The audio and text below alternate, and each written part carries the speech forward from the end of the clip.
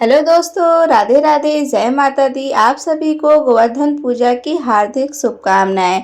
आज हम आपको गोवर्धन पूजा की कथा सुनाने जा रहे हैं और आज ही के दिन गोवर्धन पूजा का पर्व मनाया जाता है। कुछ स्थानों पर इसे अन्नकूट के नाम से भी जाना जाता है। अन्नकूट शब्द का अर्थ होता है अन्न का समूह। विभिन्न प्रकार के अन्न को समृद्ध और वितरित करने के कारण ही इस उत्सव या पर्व को मनाया जाता है। अन्नकूट का यह गोवर्धन पूजा भगवान श्री कृष्ण के अवतार के बाद द्वापर युग में प्रारंभ हुई थी। इसमें हिंदू धर्म के लोग घर के आंगन में गाय के गोबर से गोवर्धन नाथ जी का प्रतिमा बनाकर उनका पूजन करते हैं। उसके बाद गिरिराज भगवान को प्रसन्न करने के लिए उन्हें अन्नकूट का भोग लगाया जाता है। इस दिन अनेक प्रकार के पकवान मिठाई से भगवान के भोग लगाया जाता है। इस दिन धन दौलत गाड़ी अच्छे मकान के लिए श्री कृष्ण जी की और माता लक्ष्मी को प्रसन्न किया जाता है ताकि नौकरी या व्यापार में खूब तरक्की मिल सके। और आज मैं आपको सुनाने जा रही हूँ गोवर्धन पर्व की बड़ी ही दुर्लभ कथा। तो इन कथाओं को बड़ी ही श्रद्धा और प्रसन्नचित मन से पूरा अवश्य सुनिएगा। कथा को बीच में छोड़कर मत जाइएगा। इन कथाओं में सुनने से मनुष्य की सभी मनोकामना पूर्ण होती है। भगवान की गोवर्धन लीला से समय इंद्रदेव वर्षा और विनाश का तांडव करके थक गए और वह वृंदावन वासियों का कुछ भी अहित नहीं कर पाए। तब वह बहुत लज्जित हुए। तब वह भगवान की लीला और उनकी शक्ति को पहचान चुके थे। उनका अभिमान चूर चूर हो चुका था। वह भगवान से अपने कृत्य के लिए क्षमा मांगने की सोच रहे थे किंतु साहस ही नहीं कर पा रहे थे। तभी आकाश मार्ग में तेज प्रकाश उत्पन्न हुआ और घंटियों की मधुर ध्वनि गजने लगी। कुछ ही देर में गौ माता सुरभि वहां प्रकट हुई और इंद्र को संबोधित करते हुए बोली, हे देवराज, मैंने अब तक आपको गौवंश की रक्षा ही समझा था किंतु अब मेरा भ्रम टूट चुका है। आपने अपने अहंकार के कारण वृंदावन के पूर्ण गौरव वंश को समाप्त करने के लिए अपनी पूरी शक्ति का प्रयोग किया किंतु धन्य भगवान श्री कृष्ण जिन्होंने गौ वंश की ही नहीं बल्कि समस्त वृंदावन वासियों की अपने कोप से रक्षा की। सत्य तो वही है गौ रक्षक जिन्होंने गौ वंश के किसी भी प्राणी का तनिक भी अहित नहीं होने दिया। अतः मैं आपको गौवंश का रक्षक मानने से इनकार करती हूँ। मैं जा रही हूँ वृंदावन की पावन धरती पर जहाँ भगवान श्री कृष्ण अपनी लीला कर रहे हैं। मैं जा रही हूँ श्री हरि के चरणों के वंदन करने। ऐसा कहकर गौ माता सुरभि वृंदावन की ओर चल पड़ी। वृंदावन पहुंचकर गौ माता सुरभि भगवान श्री कृष्ण के सम्मुख प्रकट हुई। गौ माता को अपने सम्मुख देखकर भगवान श्री कृष्ण अत्यंत प्रसन्न हुए। उन्होंने उनके आने का कारण पूछा तो गौ माता सुरभि बोली, हे स्वामी, आप तीनों लोक के पालनहार हो। आज आपने अपनी लीला से वृंदावन के समस्त गौवंश की रक्षा की है। मैं आपको चरणों में वंदन करती हूँ। हे नाथ, आज मैं प्रसन्न हूँ। हे स्वामी, यूँ तो समस्त सृष्टि आपके ही है। आप ही समस्त सृष्टि के उत्पत्ति का कारण हैं। आप ही एकमात्र दाता हैं। समस्त संसार आप से ही उपभोग प्राप्त करता है किंतु हे स्वामी, आज मैं आपको कुछ देना चाहती हूँ। कृपया कर उसे स्वीकार जरूर करें। तब भगवान प्रेम पूर्वक बोले, हे माता, आप मुझको अपनी माता के समान प्रिय हैं। आप जो भी देंगी उसे प्राप्त करना मेरा सौभाग्य की बात होगी। यह सुनकर गौ माता सुरभि अत्यंत प्रसन्न हो गई और बोली, हे स्वामी, आपके इस संसार में अनेकों नाम हैं किंतु आज मैं भी आपको एक नाम देना चाहती हूँ। कृपा करके उसे जरूर स्वीकार करें। तब भगवान अत्यंत प्रसन्न होते हैं और बोलते हैं, अवश्य माता, बताइए। गौ माता सुरभि बोली, हे नाथ, आपने समस्त गौवंश की रक्षा की है इसलिए आज से आप गोविंद नाम से पुकारे जाएंगे। गोविंद नाम सुनकर भगवान कृष्ण प्रसन्न हो जाते हैं और झूम उठते हैं और गौ माता सुरभि से बोले, हे माता, आपका दिया यह नाम अत्यंत बहुत सुंदर है। मैं इसको संघर्ष स्वीकार करता हूँ। मेरे जितने भी नाम हैं उन सभी नामों से यह नाम मुझको सबसे ज़्यादा पसंद है। मैं आपको वचन देता हूँ, आज से मेरा ही जो भी भक्त मुझे गोविंद नाम से पुकारेगा, उसके सम्मुख दुख मैं स्वयं ही हरण करूँगा। भगवान और गौ माता सुरभि के मध्य यह वार्तालाप चल रही थी। तभी वहाँ देवराज इंद्र भी आ गए और उन्होंने भगवान से अपने अपराध के लिए क्षमा मांगी और गोविंद नाम से भगवान की वंदना की। भगवान ने प्रसन्न होकर इंद्र को क्षमा कर दिया। तत्पश्चात देवर्ष राज इंद्र गौ माता सुरभि ने प्रभु से विदा ली। इस प्रकार मेरे ठाकुर जी का एक और नाम पड़ा गोविंद, क्योंकि भगवान श्री कृष्ण को गायों से विशेष स्नेह था, प्यार था। सुरभि माता द्वारा दिया गया यह गोविंद नाम भगवान को अत्यंत ही प्रिय है। जो भी भक्त भगवान को गोविंद नाम से पुकारता है, भगवान उसकी प्रार्थना जरूर सुनते हैं। जैसे गौ माता उनको पुकार रही थी, इसलिए भगवान जिस भी भक्त को भगवान का आश्रय प्राप्त करना है, उसे जीवन के प्रत्येक क्षण में गोविंद गोविंद नाम रटते रहना चाहिए। अब आइए गोविंद पर्व के दूसरी कथा को सुनते हैं। देवराज इंद्र को अभिमान हो गया था। इंद्र का अभिमान चूर करने के हेतु भगवान श्री कृष्ण, जो स्वयं लीलाधारी हरि विष्णु के अवतार थे, उन्होंने एक लीला रची। प्रभु इस लीला में मैं हूँ। एक दिन उन्होंने देखा कि सभी ब्रजवासी उत्तम पकवान बना रहे हैं और किसी भी पूजा की तैयारी में जुटे हैं, तो भगवान श्री कृष्ण जी ने बड़े बोलेपन से मैया यशोदा से प्रश्न किया, मैया आप यह लोग किनकी पूजा की तैयारी कर रहे हैं? तो कृष्ण जी की बातें सुनकर माता यशोदा बोली, लल्ला हम देवराज इंद्र की पूजा के लिए अन्नकूट की तैयारी कर रहे हैं। माँ के ऐसा कहने से भगवान श्री कृष्ण जी बोले, माँ हम इंद्र की पूजा क्यों करते हैं? मैया ने कहा, वह वर्षा करते हैं जिससे अन्न की उपज होती है, उनसे हमारी गायों को चारा मिलता है। भगवान श्री कृष्ण जी बोले, हमें तो गोवर्धन पर्वत की पूजा करनी चाहिए, क्योंकि हमारी गाय वही चराती हैं और इस सृष्टि में गोवर्धन पर्वत की पूजनी है। और इंद्र तो कभी दर्शन भी नहीं देते हैं, वह पूजा न करने पर क्रोधित भी होते हैं। अतः ऐसा अहंकारी पूजा नहीं करनी चाहिए। लीलाधारी की लीला को माया के सभी ने इंद्र के स्थान पर गोवर्धन पर्वत की पूजा की। देवराज इंद्र ने इससे अपना अपमान समझा और मूसलाधार वर्षा आरंभ कर दी। प्रलय के समान वर्षा देखकर सभी ब्रजवासी भगवान श्री कृष्ण को कोसने लगे कि सब इसका कहा मैंने माना। तब मुरलीधर ने मुरली कमर में डाली और यह कनिष्ठा पर पूरा गोवर्धन पर्वत को उठा लिए और सभी ब्रजवासियों को उसमें अपनी गायों और अपने बछड़े समेत शरण लेने के लिए बुलाया। इंद्र कृष्ण की यह लीला देखकर और क्रोधित हुए। फलता वर्षा और तेज हो गई। इंद्र का मान मर्दन के लिए तभी श्री कृष्ण ने सुदर्शन चक्र से कहा, आप पर्वत के ऊपर रहकर वर्षा की गति को नियंत्रित करें। और शेषनाग से कहा कि आप मेढ़ बनाकर पानी को पर्वत की ओर आने से रोकें। इंद्र निरंतर 7 दिन तक मूसलाधार वर्षा करते रहे।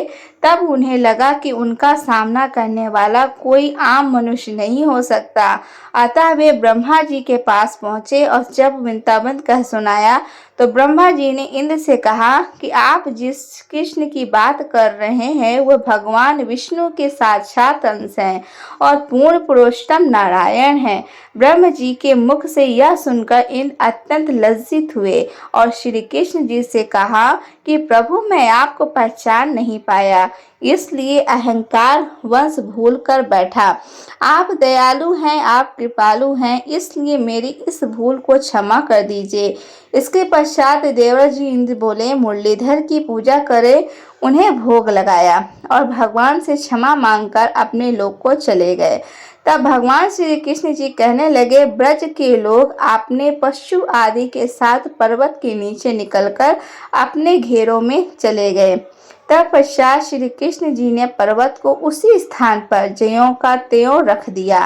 हे गोवर्धन महाराज, हे भगवान श्री कृष्ण, जिस प्रकार आपने ब्रजमंडल के निवासियों की भारी वृष्टि से रक्षा की, उसी प्रकार से हमारी भी सभी प्रकार की मुसीबतों से रक्षा करना। अपनी छत्र छाया में हमें सदैव सुरक्षित रखना, हमें सदा मार्ग में प्रेरित करना। इस दिन से भगवान श्री कृष्ण जी का एक नाम गिरिराज भी हो गया। बोलिए श्री राधा कृष्ण की जय। अब हम सुनते हैं गोवर्धन पूजा की तीसरी कथा। गोवर्धन पर्वत को लेकर धार्मिक मान्यता है कि यह पर्वत हर रोज तिल पर भरा घटता है।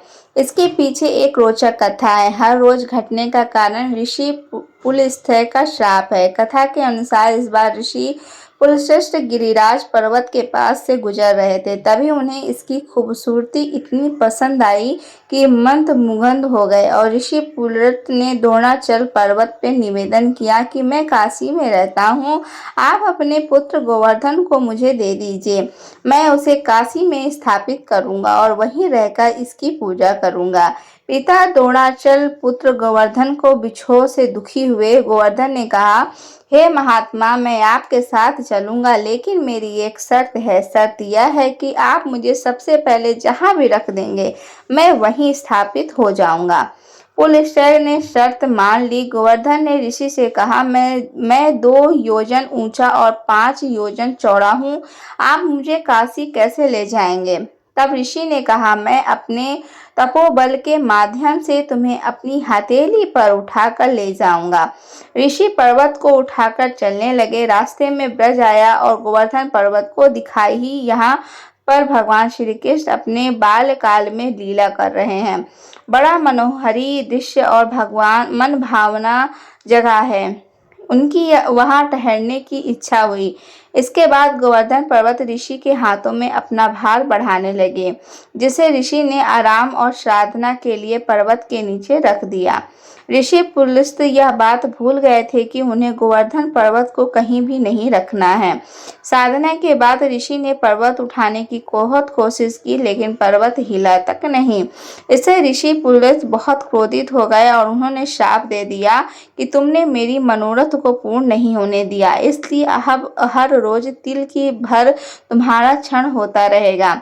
माना जाता है कि उसी समय से गिरिराज पर्वत पर रोज घट रहा है। आइए अब गोवर्धन गिरिराज जी के प्रकट होने की कथा को सुनते हैं। धार्मिक दृष्टि से गिरिराज की प्राचीन काल में ही ब्रज में सर्वाधिक परिपूर्ण स्थान और महत्व रहा है। ब्रज में मान्यता है कि गिरिराज जी की लटहटी एवं कंदराओं में भगवान श्री कृष्ण तथा श्री राधा जी के विहार स्थल रहे हैं। अतः इस भूमि का विशेष महत्व है। गिरिराज गोवर्धन के अवतरण के संबंध में गंग संहिता में उल्लेख है। भारत के पश्चिम भाग में स्थित शाल्मली द्वीप में पर्वतराज श्री द्रोणाचल के घर में उनकी पत्नी के गर्भ से श्री गोवर्धन नाथ जी का जन्म हुआ था। देवताओं ने पुष्प वर्षा करके गोवर्धन जी की वंदना की। एक समय ऋषि पुलस्त्य भ्रमण करते हुए वहां गए। वहां नाना प्रकार के हरे भरे वृक्षलताओं से परिपूर्ण सुंदर श्यामल गोवर्धन को देखकर उन्होंने अपने स्थल पर स्थापित करने की प्रबल इच्छा जागृत की, क्योंकि काशी के निकट कोई ऐसा पर्वत नहीं था जहां शांति से बैठकर वे भजन कर सकें। अतः ऋषि पुलस्त्य ने द्रोणाचल से गोवर्धन जी के लिए देने के लिए अनुरोध किया। पर्वतराज बाध्य होने से इनकार नहीं कर सके। गोवर्धन जी दुखी होकर ऋषि से यह तय करने लिया कि मैं आपके हाथ में रख कर चला जाऊंगा, आप मुझे कहीं भी नीचे नहीं रख सकेंगे। यदि किसी प्रकार के नीचे रख दिए तो मैं वहीं स्थापित हो जाऊंगा और तिल भर भी नहीं आगे चलूंगा। पुलस्त्य ऋषि ने उस शर्त को स्वीकार कर लिया और अपने हाथ में गोवर्धन जी को रखकर काशी प्रस्थान किया। मथुरा पहुंचने तक गिरिराज को हल्के रहे, किंतु फिर इतनी भारी हो गए कि ऋषि हाथ में रखने में असमर्थ हो गए और उन्हें भूमि पर ही रख दिया। संध्या वंदन, स्नान तथा भोजन के उपरांत ऋषि चेष्टा पूर्वक गिरिराज जी को उठाने लगे तो गिरिराज जी ने जाने से इनकार कर दिया। तब ऋषि ने क्रुद्ध होकर श्राप दे दिया कि तुम नित्य प्रति एक तिल के समान घटते जाओगे। गिरिराज जी ने ऋषि के श्राप ग्रहण किया, किंतु उन्हें ज्ञात था कि श्याम सुंदर श्री कृष्ण भगवान ब्रज में अवतारित हैं तो विविध लीलाएं करेंगे, जिससे मैं कृतिक हो जाऊंगा। वराह पुराण में वर्णन बताया गया है कि भगवान श्री रामचंद्र जी की आज्ञा से श्री हनुमान जी उत्तराचल से गोवर्धन को कंधे पर रख कर ला रहे थे, तो देववाणी हुई कि समुद्र में सेतु बनकर गया। देववाणी सुनकर हनुमान जी ने उन्हें यहीं पृथ्वी पर रख दिया। तब हरिभक्त गिरिराज जी ने हनुमान जी से कहा, आपने मुझे भगवान के चरणों जिन्हों से वंचित किया है, अतः मैं आपको श्राप दूंगा। इस पर हनुमान जी बोले, हे गिरिराज क्षमा करें, जब इंद्र की पूजा खंडन करके भगवान श्री कृष्ण आपकी पूजा करवाएंगे तो इंद्र कुपित होकर ब्रज में उत्पात करने लगेंगे। उस समय आप ब्रजवासियों के रक्षक होंगे। द्वापर के अंत समय में श्री कृष्ण की अवतार होगा, वही आपकी इच्छा की पूर्ति करेंगे। ऐसा कहकर हनुमान जी आकाश से श्री राम जी के पास गए और उन्हें सारा वृत्तांत सुनाया। पर इस पर श्री राम जी ने कहा, सेतु बंधन हेतु लाए गए यह सब पर्वत मेरे चरण स्पर्श से विमुक्त हो गए हैं, परंतु मैं गोवर्धन को अपने हस्त कक्ष पर स्वर्ग उत्कर्ष से प्रवृत्त करूंगा। मैं गिरिराज पर्वत को अपनी उंगली पर उठाऊंगा। मैं वासुदेव के कुल में जन्म लेकर ब्रज में विविध लीलाएं करूंगा। तब गोवर्धन के ऊपर गौचार गोपियों के संग अद्भुत विलास आदि से उसे हरिदास श्रेष्ठ बना दूंगा। ब्रज में गोवर्धन मेरी लीलाओं के परम सहायक रूप से प्रसिद्ध होंगे। गोवर्धन की उत्पत्ति के बारे में गंग सहित में इस प्रकार से भी कहा गया है कि जब देवताओं ने संताप के कारण प्रार्थना की तो श्री कृष्ण जी ने ब्रज के उद्धार हेतु अवतार धारण करने की इच्छा जताई। जब श्री कृष्ण जी ने श्री राधा जी को यह बात बताई तो वह बोली, मैं आपका वियोग एक पल भी नहीं रह सकती। इस पर श्री कृष्ण जी ने कहा, मैं आपको संग लेकर ब्रज में अवतार धारण करूंगा। इस पर श्री राधिका जी ने, हे प्राणनाथ, जहाँ वृंदावन नहीं है, जहाँ यहाँ यमुना नदी नहीं है तथा जहाँ गोवर्धन पूजा नहीं है, वहाँ मेरा मन को सुख नहीं मिल सकता। यह सुनकर श्री कृष्ण जी ने अपने धाम गोलक से एक 84 क्रोश विस्तृत भूमि और गिरिराज गोवर्धन को यमुना नदी को भूतल पर भेज दिया। बोलिए श्री राधा कृष्ण भगवान की जय। बड़ा वैतत पुराण के अनुसार रा का अर्थ है पाना और घ का अर्थ है मोक्ष, अर्थात श्री राधा जी के नाम जप से ही श्री कृष्ण और मोक्ष की प्राप्ति हो जाती है। पूर्व काल में थी राधा ने शतशृंग पर्वत पर एक सहस्त्र दिव्य युग तक निराहार रहकर तपस्या की। इससे वे अत्यंत दुर्बल हो गईं और भगवान श्री कृष्ण जी से देखा नहीं गया। राधा चंद्रमा की कला समान अत्यंत कृष्ण हो गई। तब भगवान श्री कृष्ण करुणा से द्रवित होकर श्री राधा को छाती से लगाकर फूट फोड़ कर रोने लगे। भगवान श्री कृष्ण ने श्री राधा को वर देते हुए कहा, राधे, तुम्हारा स्थान मेरे वक्ष स्थल पर है, तुम यहीं रहो। मुझसे तुम्हारी अविचल प्रेम भक्ति और सौभाग्यमान प्रेम गौरव की दृष्टि से तुम मेरे लिए सबसे श्रेष्ठ और सर्वाधिक प्रियतम बनी रहो। संसार की समस्त युवतियों में तुम्हारा सबसे ऊंचा स्थान रहेगा। मैं सदा तुम्हारे गुण गाऊंगा, पूजा करूंगा, तुम सदा मुझे अपने अधीन समझो। मैं तुम्हारी प्रत्येक आज्ञा का पालन के लिए बाध्य रहूंगा। जैसे आभूषण शरीर की शोभा है, उसी प्रकार तुम मेरी शोभा हो। भगवान श्री कृष्ण जी कहते हैं, श्री राधा जी मेरे परम आत्मा है। मेरा जीवन श्री राधा जी से ही प्रेम प्राप्त करके मैं उस प्रेम को अपने भक्तों पर बांटता हूँ। भगवान श्री कृष्ण जी की सेवा से श्री राधा जी ने सबसे अधिक मनोहर रूप, सौभाग्य, मान, गौरव तथा श्री कृष्ण के हृदय स्थल में स्थान पाया। वृंदावन की लीला में लौकिक दृष्टि से तो श्री कृष्ण जी 11 वर्ष तक अवस्था में ब्रज का परित्याग करके मथुरा आ गए थे। इतनी छोटी अवस्था में स्त्रियों के साथ प्रेम की बात कल्पना में ही नहीं आती है, और अलौकिक जगत में श्री राधा कृष्ण दोनों सर्वथा एक ही हैं। फिर भी भगवान ने ब्रह्मा जी को श्री राधा के दिव्य विग्रह का दर्शन कराने का वरदान दिया। इसकी पूर्ति के लिए उन्हें ब्रह्मा जी को एकांत वन में श्री राधा के दर्शन कराए और वहीं ब्रह्मा जी के द्वारा रसराज कृष्ण और महाभाव रूपी राधा की विवाह लीला भी संपन्न हुई। यह विवाहिता श्री राधा जी सदैव भगवान श्री कृष्ण के संग रहती हैं, अवश्य ही छिपी रहती हैं। केवल श्री कृष्ण कृपा होने पर ही साधक को इस युगल जोड़ी के दुर्लभ दर्शन होते हैं। पौराणिक कथाओं के अनुसार राधा माता गोलक में श्री कृष्ण जी के साथ निवास करती हैं। एक बार देवी राधा गोलक से कई बार गई। जब वापस आई तो देखा श्री कृष्ण भगवान गोलक में नहीं है। उस समय भगवान श्री कृष्ण अपनी एक सखी विराजा के साथ गोलक में घूम रहे थे। यह बात जब राधा जी को मालूम हुई तो उन्हें गुस्सा आया और वे सीधे उनके पास पहुंच गईं। वहां पहुंचकर उन्होंने भगवान श्री कृष्ण को काफी भला बुरा कहा। राधा जी का यह व्यवहार भगवान श्री कृष्ण के मित्र श्री दामा को बहुत बुरा लगा। उन्होंने राधा जी को पृथ्वी पर जन्म लेने का श्राप दे दिया। राधा रानी को इतने गुस्से में देखकर कृष्ण भगवान की सखी विराजा भी वहां से चली गईं। इस श्राप के बाद राधा ने बदले में श्री दामा को श्राप देते हुए राक्षस कुल में जन्म लेने के लिए श्राप दिया। राधा रानी के द्वारा दिए गए श्राप के कारण ही श्री दामा का जन्म शंखचूड़ा दानव के रूप में हुआ। दानव कुल में जन्म लेने के बाद भगवान विष्णु का अन्य भक्त बना।